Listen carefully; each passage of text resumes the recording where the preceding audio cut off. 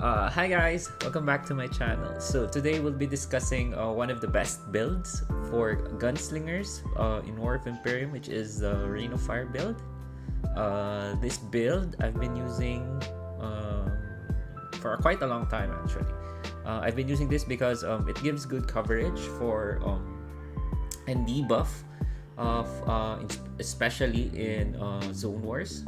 So I've been receiving a lot of requests for this kind of build for a guide. So here we go.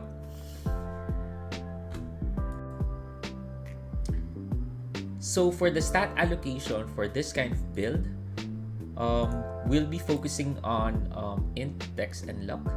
So the main purpose of increasing our int is to increase the chance of burn and bleed, since gunslingers have a passive skill. For the Rain of Fire, we have a passive skill of Shower of Fire. So this is it gives the gunslingers 40% chance of applying burn to its targets, as well as we have the Scarlet Curtain. For pistols, it gives 20% chance of bleed as well. So the secondary purpose also of increasing int is actually it gives you resistance and flee to some abnormal statuses. Okay, so we focus on dex as well, mainly because we need hit for high flee targets as well as damage for range damage. So luck, it's because it increases the chance of poison hit as well as the duration of the poison, since we will be using a Flower Demon Valley Lily for our tail later on. So we've put a small amount of VIT or for HP and flee and resistance as well for abnormal statuses. So all of these details or abnormal status recovery, you can find it in your traveler's notes. Hi guys, so for the equipment for this kind of build, so we'll be focusing more on our damage modifiers. Will be the human damage, elemental damage, skill damage, and PDI, as well as ignore defense. So for our weapon, we'll be using Inferno Pistol, which has a chance of bleed attack of 30%, as well as increased damage to them humans. Then our enchantment for this equipment is Moral 4. Then cards will be Fire Lord Kaho to increase fire damage, since Rain of Fire is force fire element, as well as Freoni Star for skill damage and hit. Now for our Sins of the Living, we'll be for our offhand, we'll be using Sins of the Living. So with a max attribute of cast delay of -18. Enchantments will be the best enchantment will be Armor Breaking 4 with PDI 4. Armor Breaking 3 is okay. PDI enchantments is okay if you don't have Armor Breaking. Then best card that I've been using for this kind of build is the Ninja card, which increases damage to poison targets. Because we will be using the Flower Demon Valley Lily for our tail. So other options for your offhand would be the Maya Star for Magic Reflect. Then we have Dead Time Holder if you have one. Then Anubis Star. This would be the most basic card, I think. Then the second or the third best would be the Rebellion card, which gives you bleeding chance of 15%. Now for the armor, we'll be using Dragon's Blood Armor, which has a PDI of 15%, random attribute, then Moral 4 with Freeze Resist, Chimera Star, so that you can increase the poison chance as well as poison damage to poison targets. This goes well with the Flower Demon Lily tail. Next we have the Leader's Pauldron, which gives you Ignore Death and a skill damage of 12%. In this kind of build, we'll be focusing on freeze and stun resist, for our garment, as well as for our boots. We'll be using Dragon Slayer boots. Preferably this would be at a max penetration. Then stun and freeze resist as well for the enchantment. Then we'll have Moonlight Flower Star for our card. Then for our Kiss of the Gemini, random attributes would be a PDI. Then top priority would be the PvP GVG damage of 10%. Enchantment attribute will be preferably will be PDI. Now if you have int with it, that's good. But the best accessory I think for gunslingers would be it's either anti-mage 3 or 4, which gives you int dex, then with a third enchantment of a PDI, so you'll maximize the stat attribute that you can get from the accessory. So for the accessory card, you opt to choose, or you get to choose if you want to go with weak puppet card, weak puppet star card, which gives you a demi-human damage, or MT star, which gives you skill damage of 2%. If you have the the undead Miss Tani card, then that would be, I think, the best card for accessory for DPS. So for the head, we'll be using the Flutter Butterfly. This is a rental headgear that you can get from your guild. It gives you 30% status resistance. For status resistance, this is for space silence. I'm not know if time field is included already, but this is one of the key items for this build. Then we have aviation goggles. I think this is the best face for skill type DPS, especially for War of Emperium or War of Crystals. You get 30% increased skill range or auto attack range. Then we have the Honey Bunny. This is skill damage or and movement speed. Then we have, this is also one of the key items for this build. It's Fate Wheel for the skill skill cooldown reduction, and this is with Moral 4. Then lastly, we have the Flower Demon Valley Lily, which gives you a chance to attach poison to your targets, as well as the enchantment for this one recommended would be Arch enchantment with PDI. So another build for this one. So we'll be using Mentalist card for this kind of build. So I can adjust my build here by using this will be a stun and fear build. So I'll be using this kind of armor. It's still an alternative actually. So dragon armor with a medium monster. So we'll try to replace this one with you still be using your Chimera card, your Chimera star card here.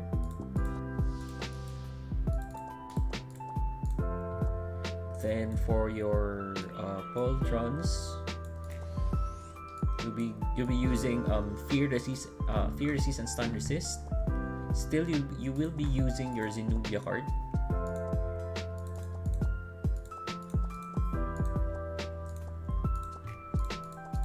For your garment. Then for your boots, you will still be using Dragon Slayer boots. This is stun resist and free resist as well. Still with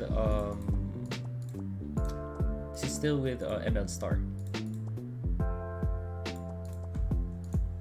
Then for your headgear, you can change this up to Dark Siren card.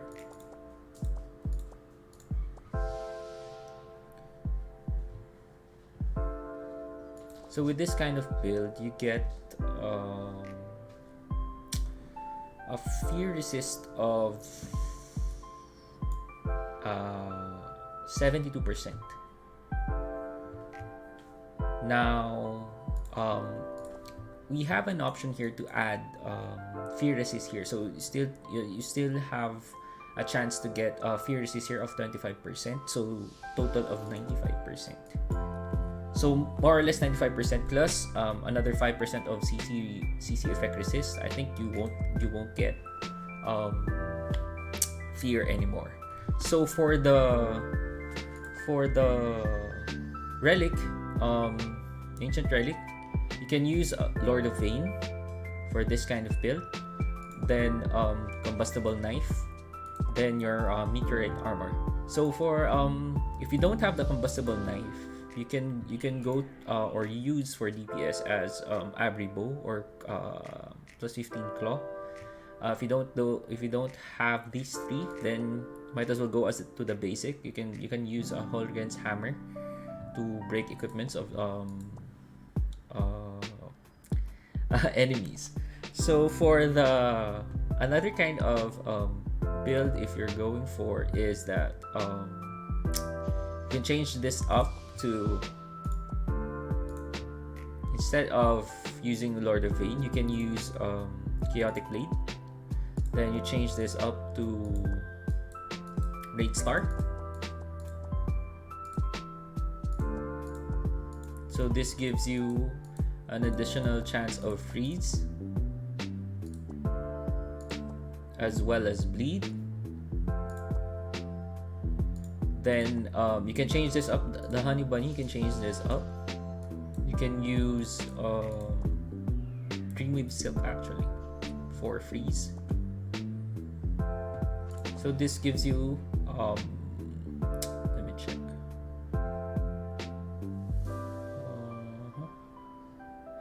This gives you a freeze attack and stun attack of 50% total. Plus a 25% of the effect of the Chaotic Blade. So this kind of build is more on of a status build for you guys who have Chaotic Blade. So the earlier build with LOV, that's more on damage. So basically burst damage for ROF build. Alright.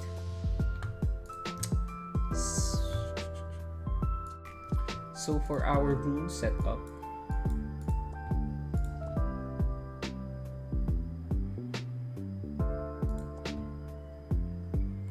so the main or the important rune that for this build is the Fire on Full Power rune. So most definitely the second line would at least be, or more or less not less than 45% for the cooldown. So you need also the tactical maneuver. The second line I think is the most important line here. If you get 4.5 or a 4-second reduction to your Fallen Angel, that would be the good. Then you have the Desperado or the Massacre Bloom rune. Then Doomsday Fire Rain is also one of the important runes for this kind of build. Damage is secondary, but the most important thing is the second line. If you have 100% of this, then that means if your RF hits the enemy, automatically debuffs them. Then you have the Adrenaline rune as well.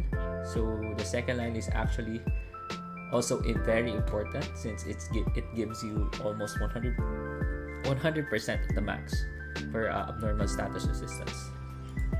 So this is also one of the important runes as well.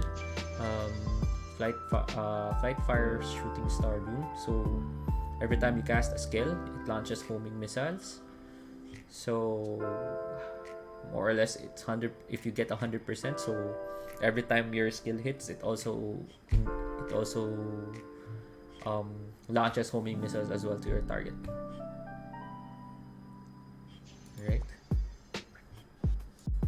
So for the skill build, we'll be using this is a skill build for this kind of build. So actually it's pretty basic, not really that complicated. You just focus on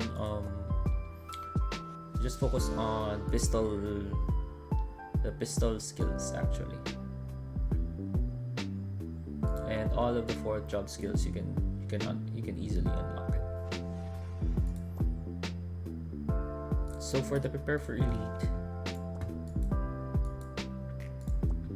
this is the skills for prepare for elite. You can also not include take cover. I think it's useless. So these 3 are the most important thing. Now the full on firepower is not really included for this kind of build. Is not really included on the prepare for elite because you need to time this. Later on I'll show you how to time this one together with your other, or when you cast Rain of Fire, because if you put it in the prepare for elite, you cannot see if it's already in cooldown or not. So this is a test on how much or how many Rain of Fire can you pull or cast. Given that you have a super buff, this is 1 minute. So let's see. You casting full on firepower. So this is 1, 2, 3, 4, 5, 6. So technically, as you can see that if full on firepower is on, basically your Rain of Fire skill is just like auto attacking. You can cast it as many times as you can. So I think as much as 4 Rain of Fires can be casted at the same time, or to exist at the same time. So this is mostly effective when you're on the choke point or on the stack of the enemy. You can cast this to their stack so that they can be easily debuffed, and as well as if they're standing on land pro, they can also easily eliminate the land pro so that your magic classes or the ground spells of your guild can push through to their stack. So in War of Crystals, this is really effective, most likely on the choke point to the platform of the MVP. So usually I position myself near the stairs, so before the enemy goes up. You usually place ROF there so that they can't easily push to the MVP platform. Right. So we'll be discussing also the key factors of in terms of War of Crystals or Emperium. So definitely you would need 45 sake. So this is 20%, increases your attack by 20%. Then you also need fire controlling alloy, since you'll be casting Rain of Fire most of the time. So considering that Rain of Fire is force fire element, so we would also need rapid attack alloy as well. So definitely this will be on cooldown. You only have 6 minutes of what do you call this, duration for this one. So if this is already used up, then you can use Fire Mastery alloy. At least you get a 5% increase in fire damage, as well as slow attack alloy. Right? So basically that's it for our Rain of Fire build for our War Emperium. So if you like this content, please don't forget to like and subscribe to my channel. Alright, thank you.